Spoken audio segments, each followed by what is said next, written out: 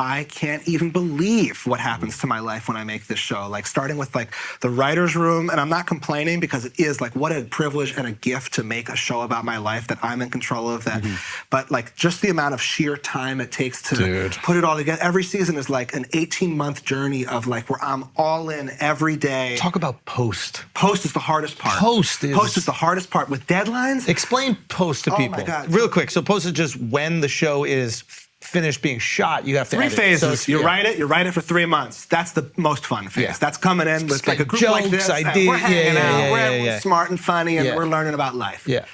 Then you shoot it. Harder than writing it because it's like you're getting picked up at like 4 a.m. every day, and like you're working every day, and you got to facilitate all these celebrities. You're not just acting; you're managing all these people as well. Totally, I'm like, you know, I'm a huge part of the directing of everything. I'm like, there's tons of decisions that need to be made, and I have no problem being the person I would like to be the person making the decision. But you also got to get into character. There's a lot of things. That's the one thing that I'm like lucky. Like with this, the thing I think about the least is the acting. Like I put so much time and energy into the writing, the set, the tone, like how we want it to be shot, look and feel. That takes up every ounce of my energy, and then I'll enter a scene being like, like I actually haven't even given this any thought as an actor, but fortunately, you're just being you in that myself, moment. And it's written for like I know how I would react in a situation, so I can just like live off my instincts. Yeah. It'd be a lot harder if like Scorsese wanted me to play like a Civil War soldier. Like I don't know what I would do in that. You know what I mean? And then so you finish which shooting. Side, though? Just tell us which side. North or the south? North. Good. But only because he's from Philly. Yeah, It's close though. That Mason-Dixon is right there. Okay. Look at post. So post. Then you finish shooting the show and you're drained. Like that shoot takes up every ounce of your energy, and then guess what? You're not even close that thing starts to air in like 8 weeks, and you gotta. And once you're like, they're not moving back the air date. So once that first episode airs, every week you're like locked into the schedule. And what has happened with my show is. And it's not because I'm this like endless perfectionist who like needs to. It just takes X amount of time. Yeah. No, here's what it is. Okay, here's what it is. You tell me what you do in my position. Like, okay, we have a scene. I would like to see every take. Yes. Just so I know that I'm picking the best take. Exactly that. And so, yes, I could do it in a way where there's a solid take in the edit and I could move forward without, but every time I look into it, I then find a better take, and then incrementally the show just gets better. Yep. That's the reason the show is so good, is because I do this no stone unturned method, which really isn't endless pontificating. It's just going through all the data and obviously having a right choice and just picking it, and then I inch along, and then I'll finish like 4 episodes, and then the first one airs, and then my time gets smaller, and I'm handing in every episode like 5 days before this thing airs. And by the way, not only do you have to lock the edit, then you got to score the whole thing, which I'm so. We have such great score, and it's a huge part of the show. I'm so involved in that. We got to color correct it. The music cannot suck. No, you're a musician. Yeah. The expectation is going to be high. Yeah, and it elevates it, dude. I remember Entourage would just like the score really elevated the show. They would have songs that were like out a week before the episode, and you were like, holy fuck. By the way, and that's not even what I mean. That's the easy stuff. That's like, let me put this cool song in here. I'm talking about writing a song for original. Like I need like a great emotional violin piece for the scene where the character's crying, and it's got to like make it all work well. Right. So there's a lot of different needs, and then.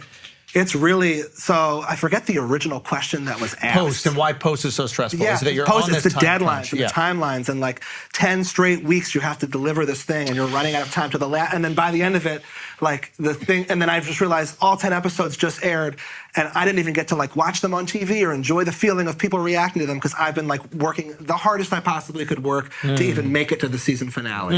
And then I arrive here. And it is wonderful. So the Mark had a good metaphor for at least what it comes to like building a joke, and I think the same thing as you building anything, which is like you're basically creating a sword. And have you ever seen anybody create a sword where you're just kind of constantly banging on it? You've never seen it in like Game of Thrones or anything like that? I've seen, I guess, people like banging, like kind of exactly what I just said when you said no. Okay. Also, I think it's Louis that said that. Oh, did he say this? Yeah. Okay, so the Mark stole it from Louis. I stole it from Louis. Yeah. So, but the idea that you're just constantly like whittling away, and I think that is what you're describing when you're like, I want to see every take. Yeah. Put that one in, because I don't think people realize this. a lot of times you'll hand in a movie, or a director will hand in a movie, and they'll hand it to an editor that wasn't there while the movie was being shot at all. Yeah. He's a guy who's just getting all these footage, and you know what? He might have 3 other things he's got to edit. Yeah. So he's like, I'm gonna do my best job. I want people to come back to me, but I'm not gonna painstakingly look through every single different cut to get the exact word, etc.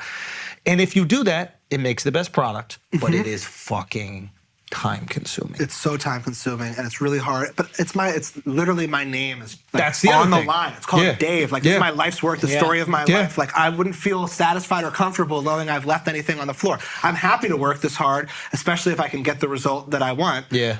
Did Jeff get that? He probably understood that, right? Yeah, Jeff, he's really militant in the edit too, and he likes to see all the takes, and he does get that. You say you're not a tortured artist, but there is a perfectionist. When did I say that? You said you're not like a perfectionist, endless perfectionist, but you are in that like, I'm listening to the new album now, and then the first or second track, I think you're like, I hate all my old stuff, it's all trash, this is what it is. And that's such I really admire that, where it's like this kind of endless pursuit of always getting better, and everything before is not as good as this, and this is what it is. Yeah.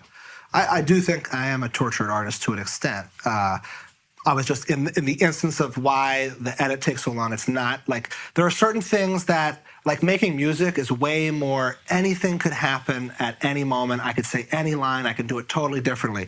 When you have like, I am so convinced that if I received footage for each like season 3, let's say, I get all the footage, and I edited the show, and then you put a Men in Black like memory eraser thing on me, right? And I forgot everything. And then I received all the footage, it would be the exact same output. Because I really think that there's always a clear-cut choice for every moment. And like one time, you know, my hand might be up here and then the line before it, my hand was down here, and then I'll pick, well, what line is more important? And then I'll back out of whatever is more important and make sure my hand is in the, you know what I mean? You're going through the same decision matrix for every single decision you're making. Totally. And I have an opinion. One thing I'm really, like people, you know, it can be like, it's a lot of work, and like people that work with me, whether it's the mixer, like the editor, they're like, you're really turning over every stone here.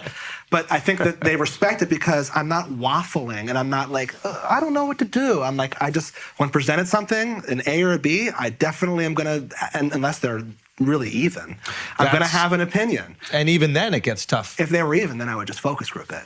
Then you bring in. That's when I send it to my most trusted writers, and I say A or B, and that happens, and then I'll leave it up to the votes. Yeah. But having an opinion that often is like a superpower in and of itself. I think so. Yeah. I think that's one of my strengths is just naturally having an opinion. Sounds a lot like you, because I remember if you're editing a stand-up clip, even though he's not the editor, he will be right there over your shoulder all night. Doesn't matter what time, and it's like, no. Yeah, let me cut this little incremental thing. And it's like, wow. I've heard stories of like other shows. The Snap system is great. Yeah. Yeah, it's timing. It's like for me, like at least with stand-up, there is a musicality to it. So it's just boom, boom. And the way that I can communicate that best to the person who is the master at editing is just by either snapping or like, talking to them about it. I'm not going to learn how to use Premiere. No, why should you? You spent your whole life perfecting Premiere. I spent my whole life trying to be a great stand-up. Yeah. Let's work together. But you know how to be like, add 8 frames of tail. Yes. And like, you'd be shocked at how much, like 8 frames, which, there are 24 frames in a second.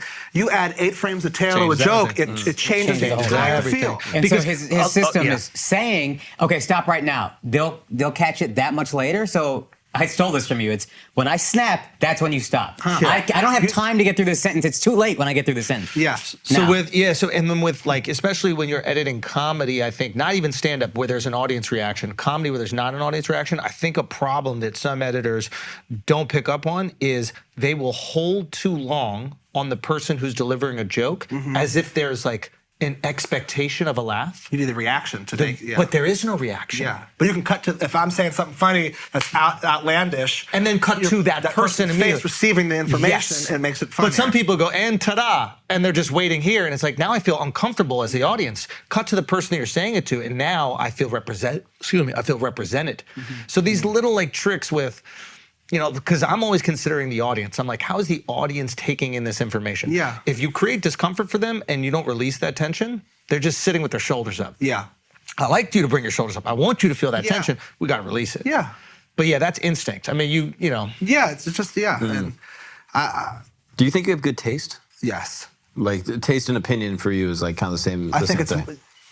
yeah, because I'm making my opinions based off my natural taste. But I think taste is like everything. Like, you know, again, I have no experience in filmmaking. Yeah. But I definitely watch movies Yeah. and TV and know what I like and know what I don't like. And the more and more experience I get, the more I'm able to actually be able to like execute these things that I Yeah. see. But at the end of the day, like your taste is going to define everything you do. And I think I have good taste. Favorite movie? Ooh. Yeah. Actually, let me caveat that. Okay. Favorite movie, or the most underrated movie? It's a totally different question. Yes. Most underrated movie. Like, what's that hit movie that you actually like, and you're like, no, this deserves more credit? I mean, this isn't necessarily my answer because it's the type of thing I would want to put more thought into. Sure, you know? sure. But what's the movie with Steve Carell and 40-Year-Old Virgin? Crazy Stupid Love. Exactly. I knew That's it. a I know nice. you did. That's a real underrated. Is that with Fucking fantastic yeah, Emma with Stone. Gosling and Gosling? And Gosling, like, yeah, that to me that's is a like great movie. Great comment. You know, Yeah. there's another one that I thought was really underrated. It was, I think the Seth Rogen one with Katherine Heigl, not Knocked Out, or no, who the one where she's like the president or something. Wow, see, it's underrated. You don't even know. I boycotted that movie. Long shot. Long shot. Yes, I think that's. But You look, better believe it. those are when you ask my favorite movie. Yeah. I which I think is an easier question for me to answer. Okay. It's underrated. I think of Superbad. Okay. I think of The Big Lebowski. Oh, Big Lebowski's fantastic. Lebowski. I think of Shawshank Redemption. Shawshank is incredible. Yeah. There's a perfect example of like an incredibly popular and cherished film that lives up and exceeds expectations. For sure. But you know what else I think of? And I think of like when you say like you want to move away from comedy, and I'm like, well, Yeah. not necessarily. Like to me, there'd be nothing more that I want to do than make like the next Social Network. Ooh. You know what I mean? Like that is a movie that I think is like of It's a the great movie. utmost taste.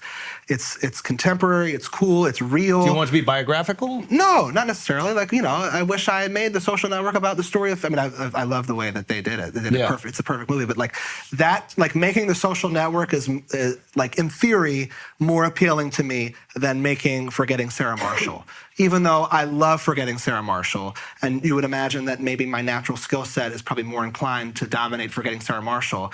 I don't know if that's true. I mean, I think I would do a great job making a great comedy, and I do want to make great comedies because I think there's like a real void in the comedies. Like when I was younger and being influenced, The Judd R-rated Apatow, comedy Judd Apatow was dominated, just yeah. smashing us. Like every Yeah. year was something that you had to go see in Friday, theaters. man. Friday to Friday me was is great it's too. a movie that, as much hype as it gets, is still underrated. And there's something weird going on with comedy right now, where like no one's. What do you think it is? I don't know. You know what I've I actually heard don't that know makes it. They don't sense. perform well at the box office. But yeah, I've heard international money's such an influence now in movies.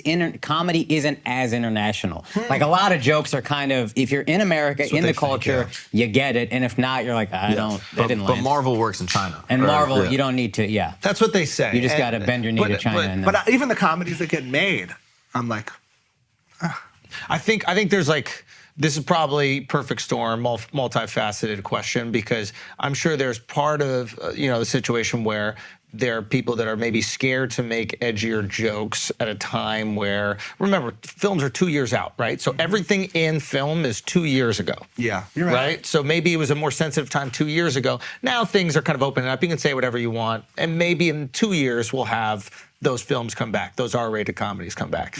But I think there's a little bit of sensitivity from executives. They're like, I got my kids in private school.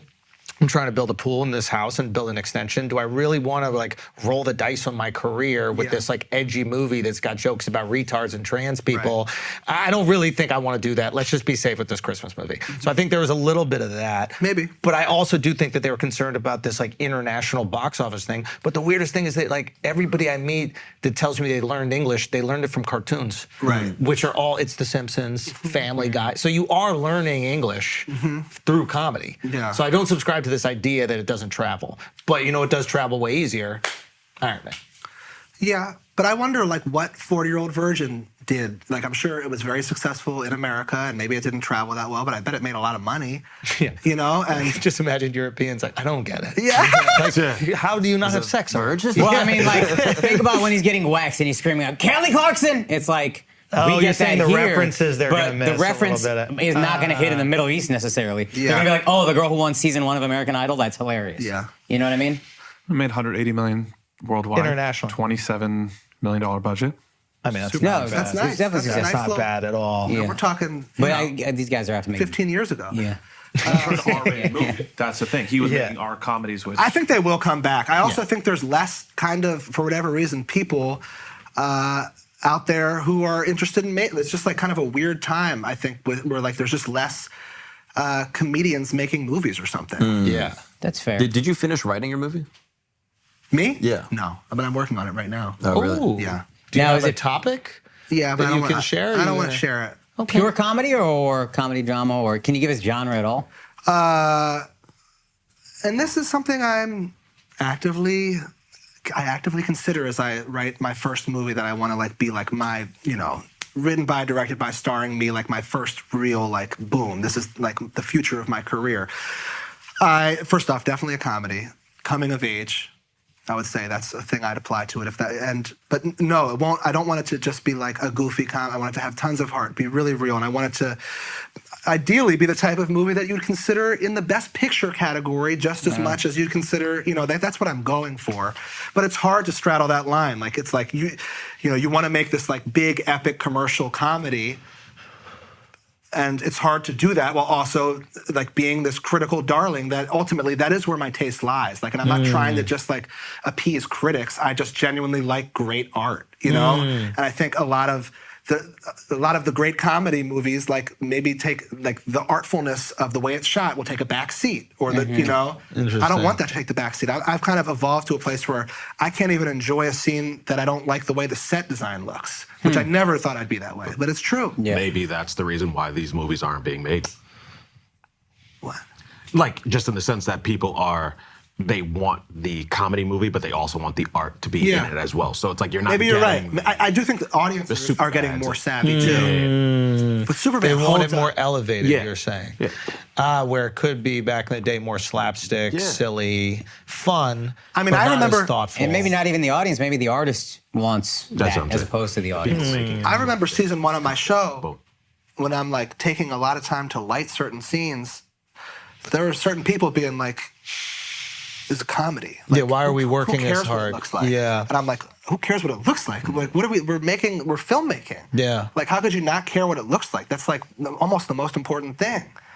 So I don't know, but I think there are some people that can do it all, and hopefully I'm one of those people. What does retirement look like for you? Ooh, good question. Do you have to accomplish a certain amount of things in order to do that? Do you even envision No, what I you're... kind of am like aware that I'll never be satisfied. That like the goalposts always keep moving. Literally, I just did the thing with Brad, but I feel like, just as unaccomplished and like, so I just think it's a never-ending thing. Like no amount of awards are ever going to change it, and I know that. And so I don't want, even though I do care about like achievements and like I care about doing well and people receiving it well, but I just know it's a never-ending cycle. So I think retirement looks like the ability to be at peace with like the things that really are, like to not have my happiness totally wrapped up in the validation that comes along with my art. Like to be like very happy, like not making something and not receiving all the flowers along the way and just living in the moment and like loving how the light is going through the windowsill and the dust is like moving in the light. Are you happy right now? Yeah, I am happy, but oftentimes I ask myself, like, am I happy or does everything go perfectly for me? And I haven't really faced a lot of adversity in life. And if I face adversity, I'd become depressed. But I am, every day I wake up really happy and I'm truly living my dream. And I'm like, But you're questioning this happiness. because I just have a lot of anxiety in general. Yeah. But I think no matter what, I think I'm the type of person that will, no matter what's going on in my life, I will always have X amount of anxiety to apply to anything. And if I wasn't making the show, I'd have anxiety about not seeing my parents enough before they die. Like, you know what I mean? Like, it would just be, and I just think that's how I'm wired. And fortunately, my anxiety, like, it only kind of fuels my ambition. and doesn't like bring me down to a place of like where I can't get out of bed. You know what I mean? Right. Like it's like functional anxiety that like propels me. Yeah, semi-related. It's not anxiety, but I think one of your superpowers is you can just vocalize the things you're neurotic about, where most of us don't. Yeah. And you're so comfortable doing that, and it creates so much room for comedy and content in general. Just You're right. being like, oh, here's what I'm neurotic about. I'm just gonna let everyone in the world know. Yeah. Here's what I'm insecure about. Everyone in the world is gonna know. Most of us are wired to be like, I hope people don't find out about this thing that I'm insecure about. You're like, let's just tell everyone. Yeah. So